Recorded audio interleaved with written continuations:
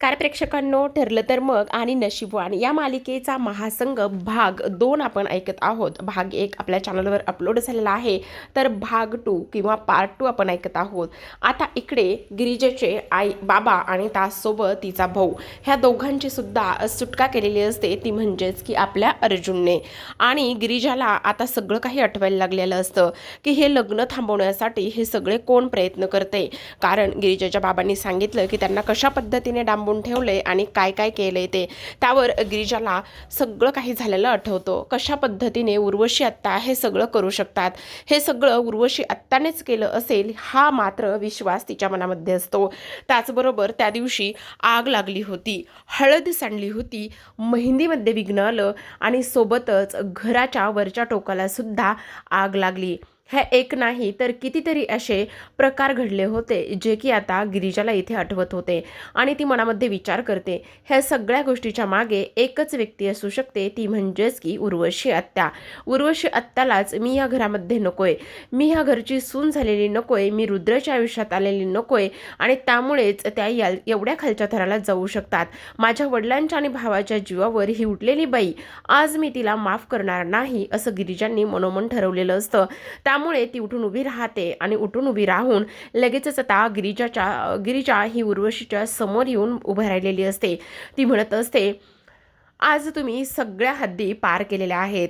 जर माझ्या वडिलांच्या आणि भावाच्या जीवावर जो कोणी उठलेला असेल आणि त्याचा मी जीव घ्यायला सुद्धा मागे पुढे पाहणार नाही आत्याबाई. त्यावर इकडे उर्वशी म्हणत असते, तुझं काय बोलते, काहीतरी बोलतेस तू, ते तुला तरी कळतंय का लायकीत राहायचं? समजलं तुला? कोणाशी बोलतेस तू हे तरी कळतंय का तुला? तुझी हिंमत कशी झाली ह्या सगळ्या गोष्टी माझ्याशी बोलण्याची? त्यावर गिरिजा म्हणत असते, हो, मी जे बोलते ना ते अगदी बरोबर बोलते. कारण आत्तापर्यंत ज्या गोष्टी तुम्ही घडून आणलेल्या आहेत त्या सगळ्या गोष्टीचा मी इथे एक साखळी तयार केली आणि त्या सगळ्या गोष्टी तुम्हीच घडून आणत आहात हे सुद्धा मला समजलंय. हे बघा, माझे वडील आणि भाऊ माझ्यासाठी जीव की प्राण आहेत. त्यांच्या जर कुणी जीवावर उठत असेल किंवा त्यांच्या कुणी वाकड्यात जात असेल तर मी माफ करणार नाही. त्यावर गिरिजा मात्र खूप रागात असते. पण उर्वशी आता तिच्याकडून बोट दाखवून म्हणत असते, हे बघ, लायकीत राहायचं समजलं तुला?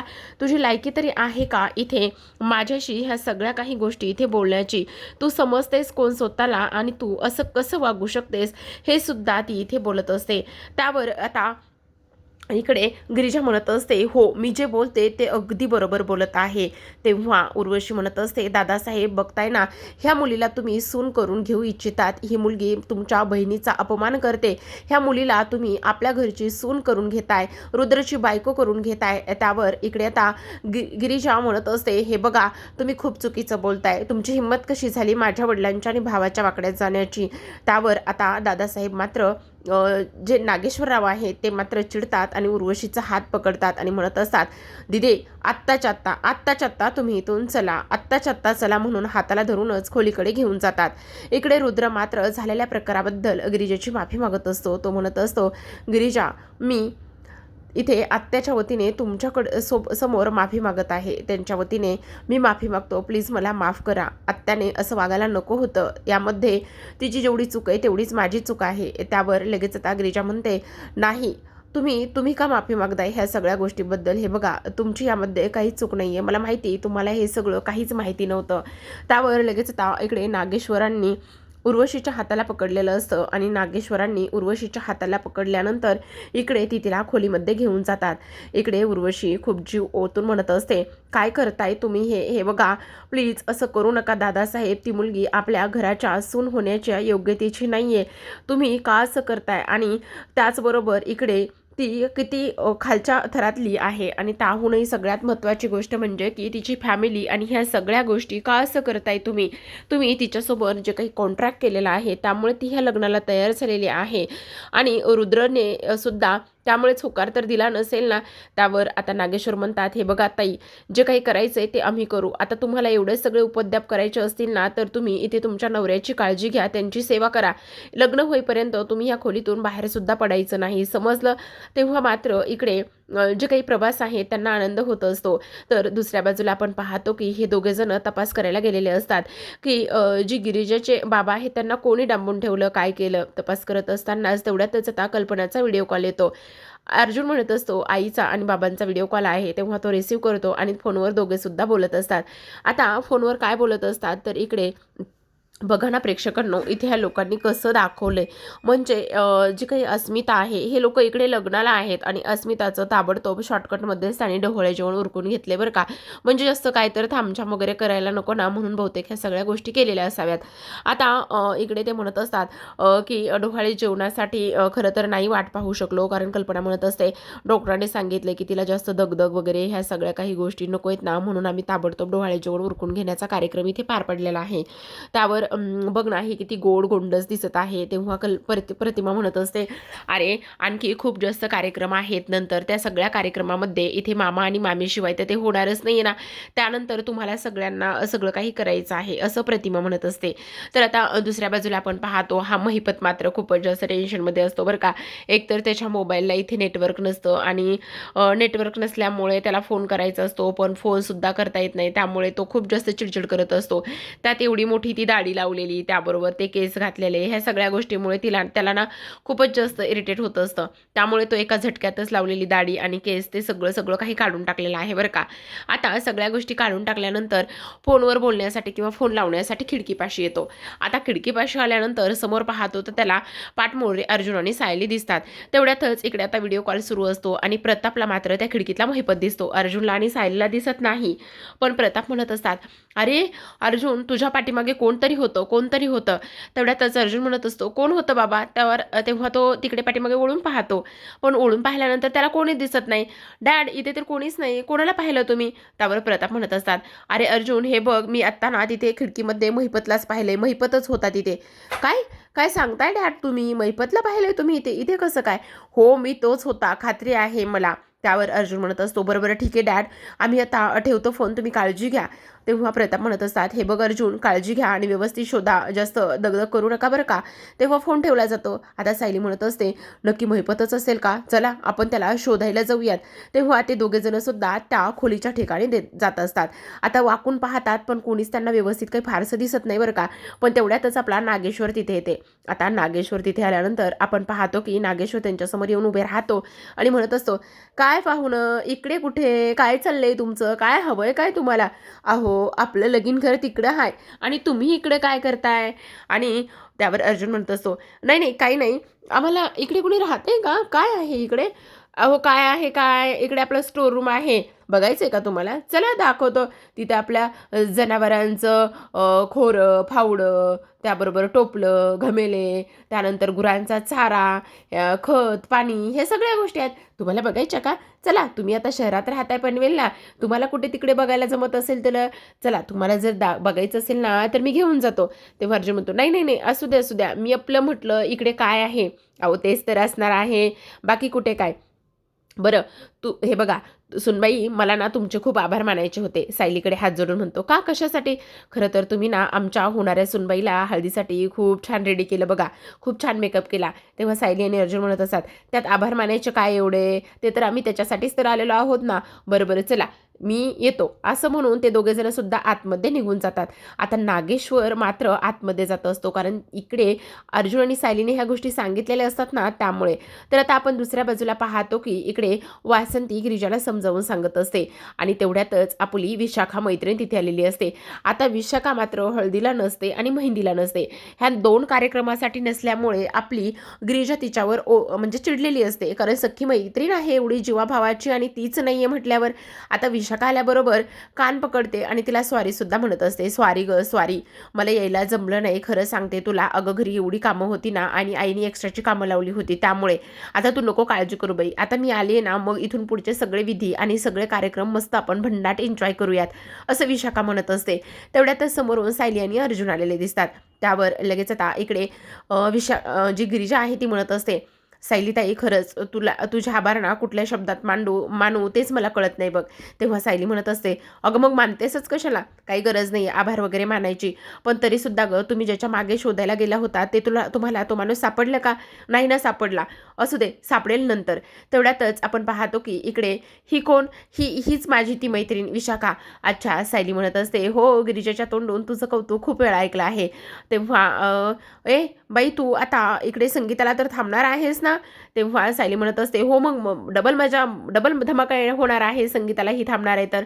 तेव्हा विशाखा म्हणते, थांबणार आहे का, हा काही प्रश्न आहे का मला विचारायचा? ऑफकोर्स थांबणारच आहे, मी कुठेही जाणार नाही आहे, असं विशाखा सांगत असते. तेव्हाच आपण पाहतो दुसऱ्या बाजूला नागेश्वर महिपतच्या खोलीमध्ये जातो. आता नागेश्वर महिपतकडे गेल्यानंतर तो त्याच्यावर खूप चिडचिड करत असतो बरं का. एकतर एवढ्या लग्न समारंभामध्ये नागेश्वरने ह्याची एवढी मदत केली, त्याला इथे आणून लपवून ठेवले, आणि हा महिपत मात्र असा वागतोय. दरवाजा ताबडतोब उघडतो, बंद करतो आणि आतमध्ये येऊन म्हणत असतो, अहो काय महिपतराव, तुम्ही काही जरा डोक्यावर पडलाय का, का असं वागायला आहे? अहो आत्ता तुम्हाला त्या सायली आणि अर्जुननी बघितलं होतं, तुम्ही काय करायला आहे खिडकीजवळ, आणि हे दाढी त्याचबरोबर हे केस हे सगळं का काढून ठेवलंय?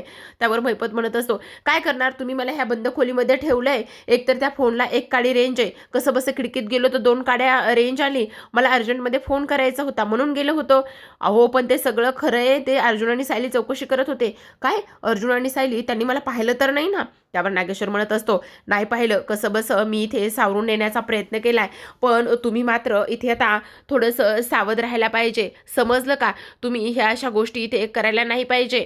आणि त्याहूनही सगळ्यात महत्त्वाचं गोष्ट महिपत म्हणत असतो, काय करू मग मी ह्या ह्या बंद खोलीमध्ये बसून मला वैताग आलाय, आता काय करू? त्यावर नागेश्वर म्हणत असतो, अहो तुमची सुटका मी करणार आहे, पण जरा धीर तर धरा, हे लग्न एकदाचं पार पडू द्या, आता तुम्ही असे ऐकणारच नाहीत, बघा आता मी काय करतोय तर. तेव्हा नागेश्वर बाहेरून त्या दरवाजाला कुलूपच लावून घेत असतो. आता प्रेक्षकांनो बघा, आपली प्रिया किती चतुर आहे. प्रियाने आता नागेश्वरवर थोडंसं लक्ष ठेवण्याचं काम केलेलं असतं. ती त्याला पाहते, बाहेरून हा कुलूप लावतोय, ती म्हणत असते, नक्कीच इथे काहीतरी आहे, नक्कीच कुठली तरी डाळ इथे शिजतीये, काय आहे ना बघितलं पाहिजे, म्हणून ती वाकूनच पाहत असते. पण याचा शोध मात्र आपण घेतलाच पाहिजे. पण प्रिया ना आत्ता मात्र इथे थांबत नसते, तिला ना एका ठिकाणी जायचं असतं, आणि एका ठिकाणी गेल्यानंतर सगळ्या काही गोष्टी तिला इथे हाताशी घ्यायच्या असतात. आता बघा ती काय करते, तर ती सगुणाकडे जाते, पण त्याही अगोदर जो आपला रुद्र आहे ना, रुद्र इकडे आत्याच्या खोलीमध्ये आलेला असतो. तो म्हणत असतो, आत्या. त्यावर ती म्हणत असते, आली का आत्याची आठवण? काय रे, तुला पण असंच वाटतंय का? त्यावर रुद्र म्हणतो, हो आत्या, कारण हे बघ, गिरिजा आणि माझं लग्न होतंय, मला मान्य आहे गिरिजा तुला आवडत नाही आहेत, पण मला त्या आवडतात, माझं त्यांच्यावर प्रेम आहे, मला त्या खूप आवडतात, मला त्यांच्यासोबत लग्न करायचं आहे. तुला आवडत नाहीत म्हणून तू आता आमच्या सगळ्या विधीमध्ये खोडा आणणार आहेस का, खोडा घालणार आहेस का, का असं करतेस आत्या? हे बघ प्लीज असं करू नकोस ना. त्यावर ती म्हणत असते, हे बघ तुला एक गोष्ट सांगू का, तुला अंधारात ठेवलं जाते. त्या मुलीनं दादासाहेबांसोबत कॉन्ट्रॅक्ट केले, आणि तिनं कॉन्ट्रॅक्ट पेपरवर सही करून ती तुझ्यासोबत लग्न करायला लागलेली आहे. तुला असं वाटतं का हा भातुकलीचा खेळ आहे? तुला असं वाटतं का की हा काहीतरी कार्टून टाईप खेळ आहे खोटा खोटा म्हणून? तू एवढा श्रीमंत, एवढ्या मोठ्या घरातला एक घरंदाज नाव, आणि ती मुलगी अगदी छोट्याशा घरातली, 2 वेळेचं जेवणसुद्धा पुरतं व्यवस्थित मिळत नाही, ती मुलगी तुझ्यासोबत लग्न करते, यामध्ये तुला असं वेगळंपण काहीच वाटत नाही का? त्यावर तो म्हणत असतो, हे बघ आत्या प्लीज तू असं बोलू नकोस. का असं बोलू नको? सांग ना, का असं बोलू नको? तुझ्या दादासाहेबांनी त्या पोरीकडून कॉन्ट्रॅक्ट पेपरवर सह्या करून घेतल्यात, तिने एक कॉन्ट्रॅक्ट साईन केले, आणि त्यानंतर इकडे ती ह्या लग्नासाठी तयार झालेली आहे. तुझ्यामध्ये एवढीच हिंमत असेल ना तर जा जा आणि दादासाहेबांना तू इकडे हे सगळं काही विचार की कोणत्या पेपरवर सह्या करून घेतल्यात, असं उर्वशीने आता रुद्रला सांगितलेलं असतं. दुसऱ्या बाजूला आपण पाहतो सगुणा तिच्या घरामध्ये असते, काहीतरी काम करत बसलेली असते. तेव्हाच दरवाजा वाजतो. आता दरवाजा वाजल्यावर सगुणा दरवाजा उघडते, आणि ती डायरेक्टच आतमध्ये येऊ का असं म्हणून आतमध्ये येते. त्यावर सगुणा म्हणते, अगं ये, काय कुठे? हां, चल चल बाहेर, हो बाहेर लवकर.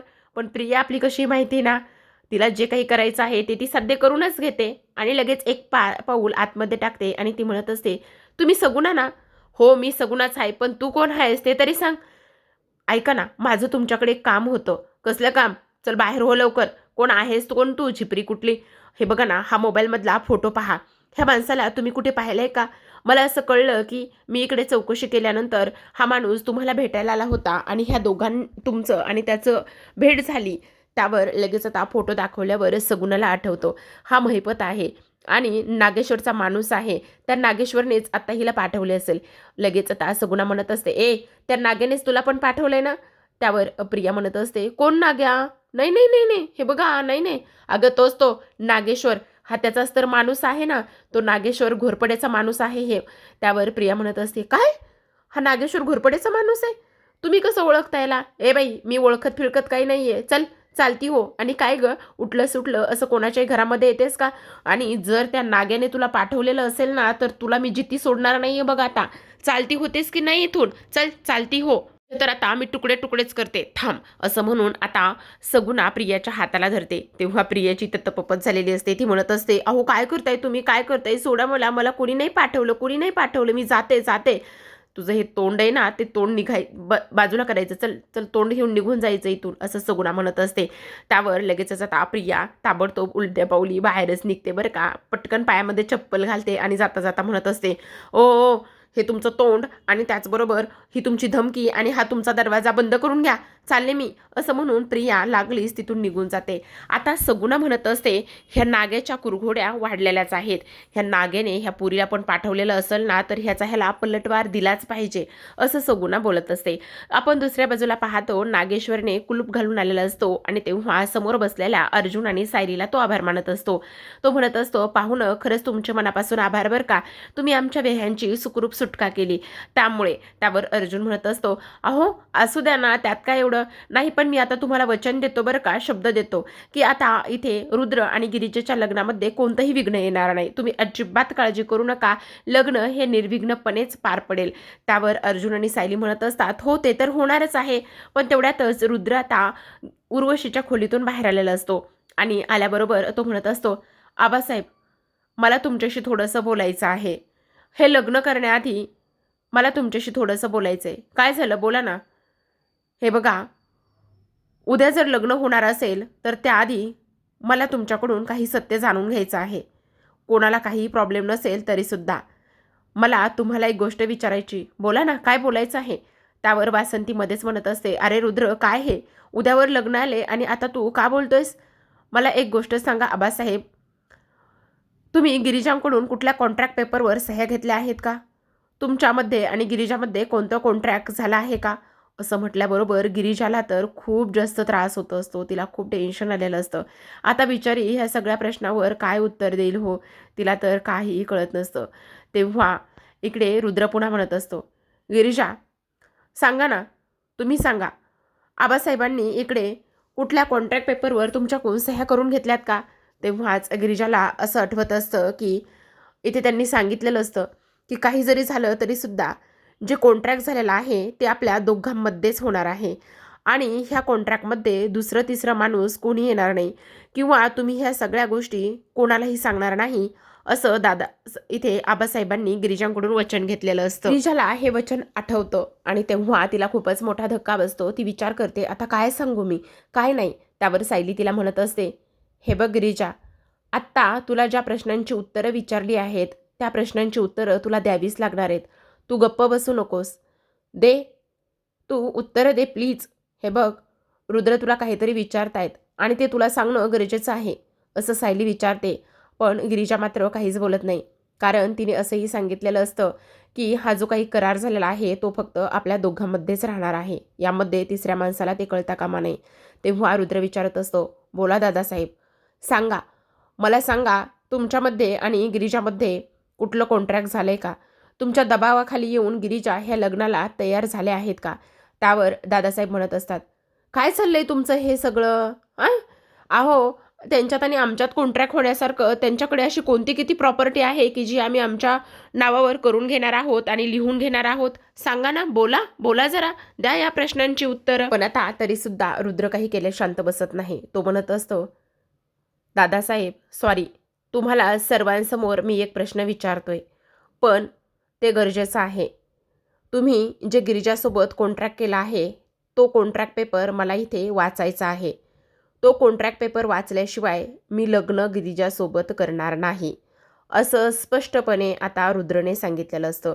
तर आता प्रेक्षकांनो, तुम्हाला काय वाटतं, नागेश्वर ते कॉन्ट्रॅक्ट पेपर रुद्रला वाचायला देतील का, जे की इथे गिरिजांनी साईन केलेले असतात? काय वाटतं कमेंटद्वारे सांगायला विसरू नका. आता उद्याच्या भागामध्ये आपण पाहत आहोत की इकडे आता लग्न कसं थांबवायचं ह्या विचारामध्ये तिघीजणी असतात. खरं तर उर्वशीला स्पष्टपणे सांगितलेलं असतं. त्यामुळे प्रिया म्हणत असते, आपले हात जरी बांधलेले असले ना तरीसुद्धा बाहेर कोणीतरी असं असेल की ज्याचे हात मोकळे असतील. तेव्हा उर्वशी म्हणते, एक अशी व्यक्ती आहे की ज्याचे हात मोकळे आहेत आणि ती व्यक्ती आपल्याला नक्की मदत करू शकते. झालं तर मग घ्या बोलून त्या व्यक्तीला, असं प्रिया आणि त्याचबरोबर निशा म्हणत असतात. दुसऱ्या बाजूला संगीत समारंभाचा कार्यक्रम असतो. संगीत समारंभाच्या कार्यक्रमामध्ये आपली सायली खूपच कमाल दिसत असते. त्याचबरोबर त्याच पद्धतीने आपली इकडे गिरिजासुद्धा खूप सुंदर दिसत असते. आता सायली आणि अर्जुनचा सुंदर असा परफॉर्मन्स होत असतो. त्याचबरोबर इकडे प्रिया, निशा आणि उर्वशी ह्या तिघींचा सुद्धा परफॉर्मन्स होत असतो. खूप सुंदर अशी सायली दिसत असते आणि अर्जुन मात्र इकडे खूप कमाल सुद्धा दिसत असतो. दोघांचं खूप छान असं बॉन्ड असतं आणि त्याचबरोबर एकमेकांना मॅच होऊनच दोघंजण नाचत असतात. सायली आणि अर्जुनचा डान्सने आता इथे धमाल केलेली असते. सगळेजण हा डान्स परफॉर्मन्स एन्जॉय करत असतात.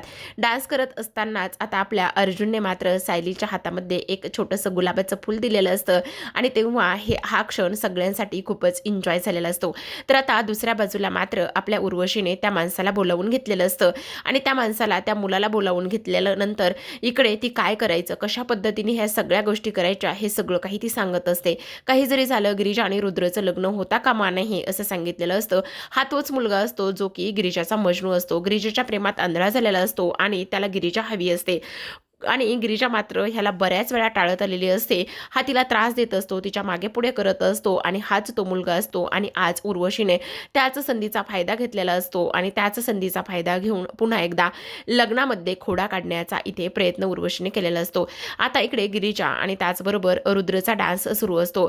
आता रुद्र आणि गिरिजाचा डान्स सुरू असताना जेव्हा गिरिजा गोलगोल फिरत असते, म्हणजे रुद्र तिला उचलून घेऊन फिरवत असतो, तेव्हा मात्र छकुली छकुली असा आवाज तिच्या कानावर पडतो आणि कानावर पडत असताना तो पाळणा, ते छोटं बाळ, ते घुंगरू, ते सगळं काही तिला आवाज ऐकायला येतो आणि तो आवाज ऐकायला आल्याबरोबर ती आता दोन्ही हात कानावर ठेवते. दोन्ही हात कानावर ठेवल्याबरोबर ती चक्कर येऊन खाली कोसळते. तेव्हा सगळ्यांना मात्र खूपच मोठा धक्का बसतो. इथे रुद्र तर काय करावं आणि काय नाही त्याच त्याला कळत नसतं. तर आता प्रेक्षकांनो, इकडे गिरिजाला भूतकाळ आठवतोय. गिरिजाचं ह्या घराशी काय नातं आहे हे समजेल का, हे पाहणं इंटरेस्टिंग असतं. तर पाहत राहा नशीबवान आणि ठरलं तर मग भेटूया.